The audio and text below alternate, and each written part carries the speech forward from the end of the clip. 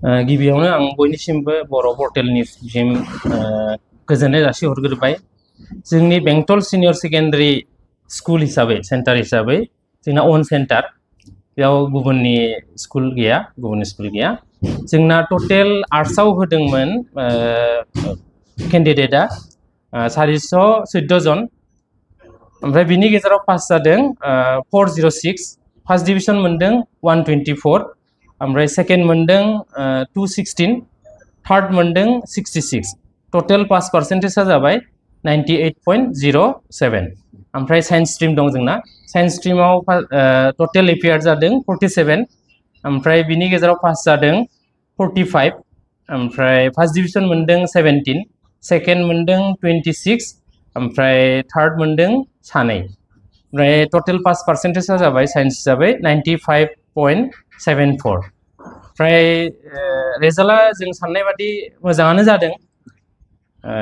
आरो जोंनि स्कुलखौथ' मिथिखायो भेन्सार, आरो जोंनि जायगाया जाहैबाय बेकवार्ड, माने गथ'फोरा माने एकदम खस्थ' खालामनानै फैयो गोजान गोजान जायगानिफ्राय, एकदम आप टु दादगारिनिफ्राय, ओमफ्राय बिराद खस्थ' खालामनानै फैयो। जों जिखिनि सानदों बे हिसाबै आरो मोजां जादों आरो रिजाल्टआ।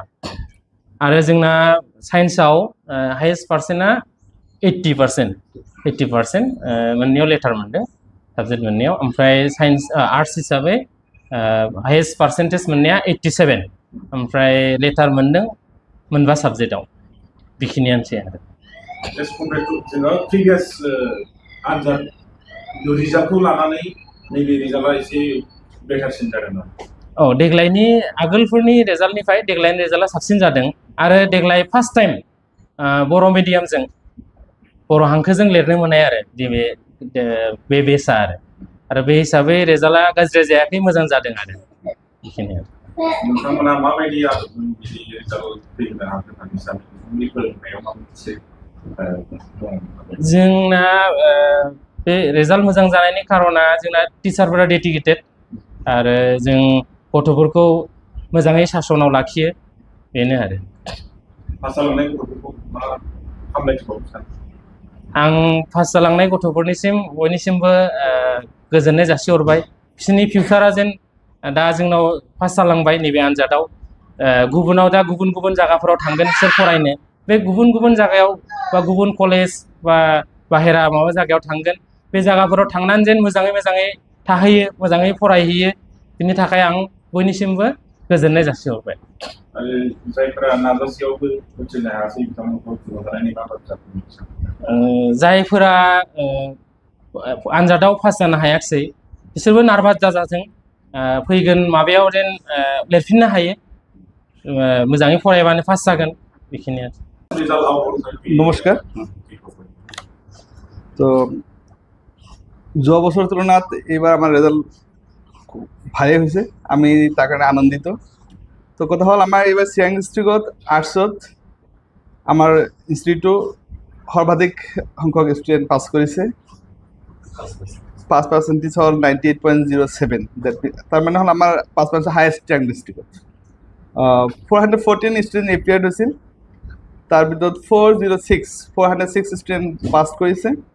Out of that 124 student goat first division, 216 student second division পাইছে, 66 ষ্টুডেণ্ট থাৰ্ড ডিভিজন। আৰু ছায়েন্সত আমাৰ 47 ষ্টুডেণ্ট এপিয়াৰ্ড হৈছিল, তাৰ ভিতৰত পাছ কৰিছে 45 ষ্টুডেণ্ট পাছ হৈছে, first division 17, second division 26, third division মাত্ৰ 2জন, পাছ পাৰ্চেণ্ট 95.74। আৰু এইবাৰ আৰু এটা ভাল খবৰ হ'ল, আমাৰ এজন ছাত্ৰ উদয় ছেত্ৰী, তেওঁ হায়েষ্ট পাৰ্চেণ্ট পাইছে, 80% পাইছে আগৰ তুলনাত। এইবাৰ ছায়েন্সত 80 পোৱা নাছিল, এইবাৰ প্ৰথমবাৰৰ 80% পাইছে। চ' আশা কৰোঁ অনাগত দিনত আমাৰ ৰিজাল্ট আৰু ভাল হ'ব। আপোনালোকেও আমাক সহযোগিতা কৰিব, যাতে আমি ভাল ষ্টুডেণ্ট আমাৰ ইয়াত আহে, যাতে আৰু ৰিজাল্ট আমি ভাল ৰিজাল্ট দিব পাৰোঁ।